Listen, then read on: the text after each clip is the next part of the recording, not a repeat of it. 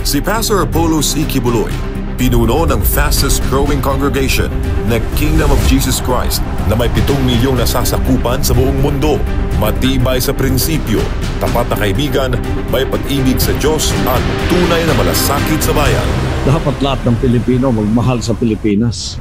Mula sa isang dukhang pamilya sa Lubao, Pampanga, lumipat sa Davao kung saan siya isinilang noong Abril 25, 1950 sa paanan ng Bundok, Apo. Lumaki siyang kasama ang iba't ibang tribo sa Tamayong, Davao City at nagtapos ng Bible College kung saan siya ay naging handa sa misyong itinakda ng Diyos. Nga nung naigugma ko bata, I saw the poverty when I traveled all over the Philippines. And the brunt is taken in by these children of poverty. Ako, I am one of the victims of poverty. That's why when the Father blessed me in the ministry, I said, if you bless me, Father, I will dedicate the bulk of these blessings to the children. September 1, 1985 na itinatag niya ang KOJC na may 15 miyembro. Tulong ang tatak ng KOJC sa ilalim ng pamamahala ni Pastor Apollo C. Kibuloy mula noon hanggang ngayon. Kalinga para sa mahihirap, ulila at batang napabayaan.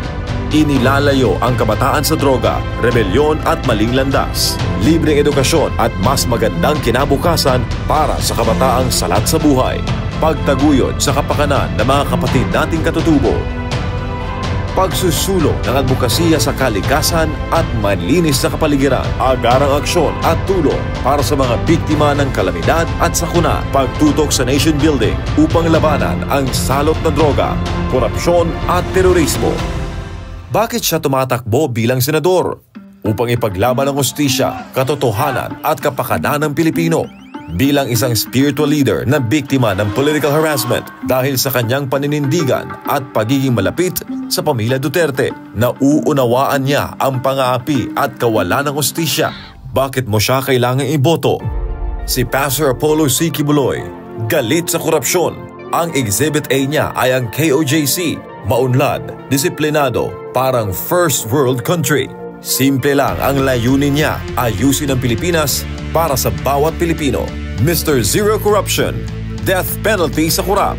Tuloy ang laban sa droga at CPP-NPA-NDF. Tagapagtanggol ng inaapi, makakalikasan. Ngayong eleksyon, simulan nating ayusin ang Pilipinas. Pastor Apollo C. Kibuloy para sa Senado. Vote PDP Laban and most especially Pastor Apollo Kibuloy. 5-3 sa balota.